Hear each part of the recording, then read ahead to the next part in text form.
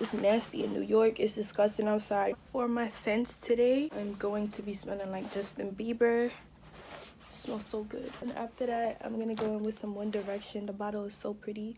Been wanting this ever since I was like 12 years old. I love both scents. Sometimes I go in with like oil fragrances. This is my fit. Got on a gold chain, some boots because it's snowing and raining outside. Just did my edges. I look a little crazy. Whatever. I'm out, y'all. Lorenzo's in the building. Fear of God. And this man has shaken up the music world, the fashion world, the style world. He likes to let you know he's one of the prettiest cats in the game. His government name is Rakim, by the way. Named after the legend Rakim, who Dapper made the legendary outfits for. Ladies and gentlemen, give it up for A$AP Rocky.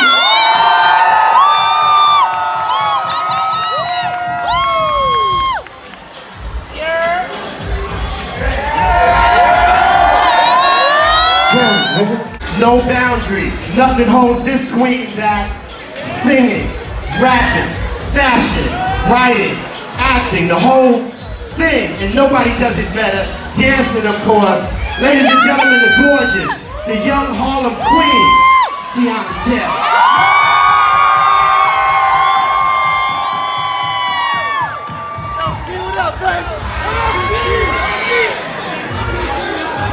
Now this next brother I'm gonna bring out, he's doing his thing. He's not a New Yorker, but he's down with the 212 all day in each and every way. My man is a king in the sneaker game. He's so fly, Nike let him do his own thing, redesign the shoe, the shell, the flavor. Oh my God. Ladies and gentlemen, let's bring out my man right now, Lorenzo, Fear of God.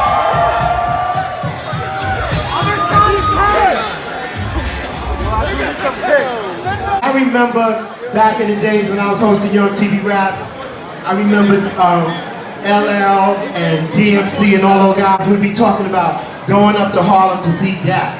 And I was like, I didn't know at that time, 88, Dap? And Jam Master Jay pulled me to the side. He was like, yo, Dapper Dan. And next thing you know, when they got their royalty checks, they was running up to see you, Dap. Tell us what was going on in the A$AP camp. Rest in peace to you, to Yams, your man. Yams. Yams, my bad. Rest in peace to Yams. My man Larry Love would school me on that. But tell us a little bit about how you put it all together and became this, the style icon that you are right now. I mean, first shout out to Dipset, because when we was coming up, it was all about the Dips, you know what I'm saying? Killer, Jimmy, Capo, Freaky Zeke. You already, you know what I'm saying? All well.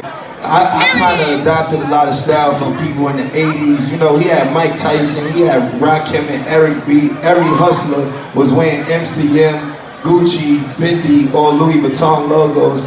And you know, we adopted that when you started putting them on our uptowns and whatnot, you feel me? And you know, as I came in, we used to hang downtown. My school was downtown. So I hung around skaters, emo motherfuckers, rockers, and all that other shit. So it's just really, I guess, like a melting pot of a hybrid style, and it's just really collected. My charisma, that's just Harlem World, you dig? You know what I'm saying? I mean, you was real different when you came out. You was wearing the hair long, and you just was doing things real different. I'm sorry, perm, you dig? Yo, but you know what's crazy? We showed them how to make it. Rocky showed them how to wear it. Man, that's a Fendi fact. Thank you, bro. True. Teyana. God, every time we see you on the screen, it's a major moment. Like, it's like, run to the TV. Lord help. Thank God TV's got rewind right now, so we can see it. Tell us a little bit about your inspirations coming up and just breaking out so crazily, so effectively in that 212 way. Talk about it, baby. I mean, for me, y'all know I've been on them skateboards, y'all know I've been on them sneakers, and I mean, that's just Harlem though, like real shit. Like it ain't even my personal style, my personal anything. It's just like literally everybody in Harlem could dress. Like you know what I'm saying? Like everybody in Harlem could dress. Like everybody in New York could dress. We just always knew how to put it together. So when you're in that world all your life, you have no choice but to really know how to put your shit together and how to really just be swaggy. Like, even when you're not trying, like, you know what I'm saying? Like, you feel me? Like, y'all just 2-1-2 shit. It stopped. If they stop, it stopped. They got the power to change the game, man. And they taking it all away, man. I'm so proud of them. Tell me a little bit about the guys from Harlem that inspired you. Talk about the styles that were popping on the streets in the times when you were coming up. Share a little bit of that flavor. Well, every generation had a musical genre. The first ones to lay it down was the guys who played jazz. When you see the Rat Pack, Sammy Davis Jr., Nat King Cole, Frank Sinatra, they laid the game down first and the game kept going. So it passed on from them to the gangsters, you know? But then when the rappers started making more money than the gangsters, the rappers took over the game, man. And that's where it's at today. Now before, the rappers wanted to look like the gangsters. Now the gangsters want to look like the rappers. That's how far the game done came. Rocky, talk about what it's like for you, especially when you take that 2-1-2 energy over the water, when you in Paris, when you in London. What's it like seeing the influence? You know, it's like my mother used to say, you can take a nigga out the ghetto, but you can't take the ghetto out of the nigga, you know what I'm saying? So, everywhere you go, it's Mama gonna be knows like that. best. Yeah, for sure, for sure. I think it's a blessing. I remember at one point in time, I used to be at Dior dinners or other fashion dinners, and I would be the only heterosexual black male at the table or anything, and it just looked like, damn, you left out. And not nothing against nobody else, it just kind of wasn't nobody to relate to. And now when I'm walking through the airports and I'm looking at bus stops, I see people who look like me in every advertisement, you know what I'm saying? Because we the one who's selling it, we the one who pushing it, raising the bar, you good? Teyana, obviously the women have so many more options in their closet. I mean, it can go from... No, actually, I don't have that many options because I only wear 5.5. But I have the style of a 7. You know, the smallest size in men's is a 7. A 7. My bad. So I don't have many options because y'all know I'm a tomboy. Like, I like all the nigga shit. You know what I'm saying? So I'm like super tiny. I can't ever get any of the good sneakers.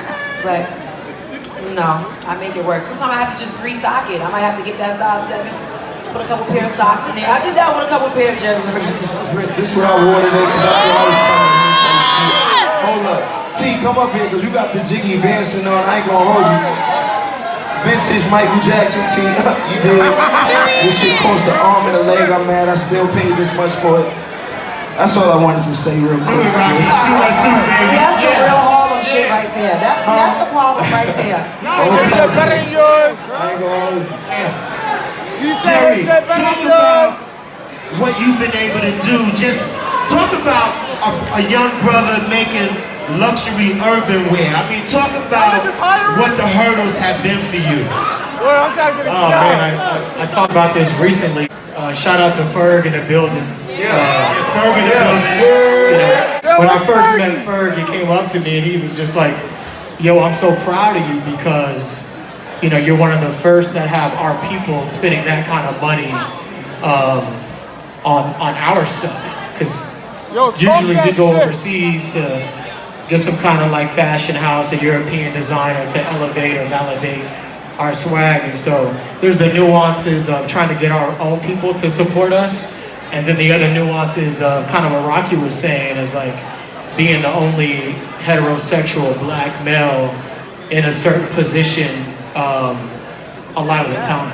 And so there's lots of ways lots of things that you gotta kind of have to navigate and understand. But I think for me, I just try and keep it honest and keep it like as humble as possible. You know, like I knew Rocky was coming tonight, so I just didn't even get dressed. I just all blacked out, you know, like I'm not even gonna compete with that. You showed me a piece when I was like 14, 15 years old. We was on 28th Street. I was looking for like throwbacks back then because I used to get the bootleg throwbacks and shit. I'ma come clean. I ain't had chicken like that, but you showed me an LV piece. And this is before you started making your stuff again. Then you got a brownstone. My man, he used to go up there. We used to stay getting copping the Gucci pieces. You probably don't remember we had a perm back then and all that, you know what I'm saying? No, they owe you for even telling that. He definitely had the perm. York, we got the best Chinese food. New York. Talk to him, baby. Tell You him. feel me? Chicken wings chopped up, a little bit of salt and pepper, you know what I'm saying? A special shout out to all the Harlem food in the house that y'all been eating. Word up. Shake Shack. What you say, Shake Shack? See, I was just seeing if y'all was sleeping. Harlem Shake in the building. 24-hour seafood spot on 2-5 was good. Rocky, tell us some of the things that you're working on. What's coming up 2019? I'm a Harlem Renaissance man, so you know, everything. I'm like T, you heard? Like, we do acting, you know what I'm saying? Rapping, music. I got so many different endeavors, I'ma sound like I'm bragging up here. It's just, I'm a man of the arts. I'm an artiste, you know? Renaissance man. nigga's a Babushka boy on the way, Babushka boy. Teyana, what are you working on? New album, I'm directing, I'm the fire-ass director, y'all can drop videos, director, hell at a real nigga. You know, Spike T is my director name. Just acting, fashion, you know, a little bit of everything. It's gay. Now this is the standard way to dress. Girls won't even talk to you if you got baggy jeans on these days, you dig? I just want to say we came a long way, and there's nothing wrong with gay people. I don't want to keep seeming like I'm bashing or whatever the case is, because we all want people at the end of the day. And on top of that, I know a lot has been going on with the blackface and Prada and Gucci and stuff like that. Let's talk about it. I just want to say, I'm going to speak for me and that when we both say that we both was born and established in Harlem World, and we offer our people. This shit just expands beyond color and reach and all of that. So it hurts everybody when people are misguided or misled or whatever the case is. We don't represent anybody that want to offend anybody, especially our own race and cultures. Y'all need to know that first. You know what I'm saying, man? You know what's so crazy, man? When you look at this generational gap and how we locking together here today, man, that's incredible. I stand in front of my store every day. It's nothing for Rocky to come see me, nothing for Teyana to come see me, nothing for the brothers to come see me. That's right. Every day, man, and that's how we interact. So we keep that magic going, man. You can find our magic, it ain't hidden, man. We don't blow up and go somewhere else. We come back home, man. Still in the hood. We come back home, man. Right there. That's what 212 do. I think it's a heart thing. I don't think there's an action a publicity stunt that could save them. I think the reality is we just have to understand that, like, we're not top of mind when it comes to consideration.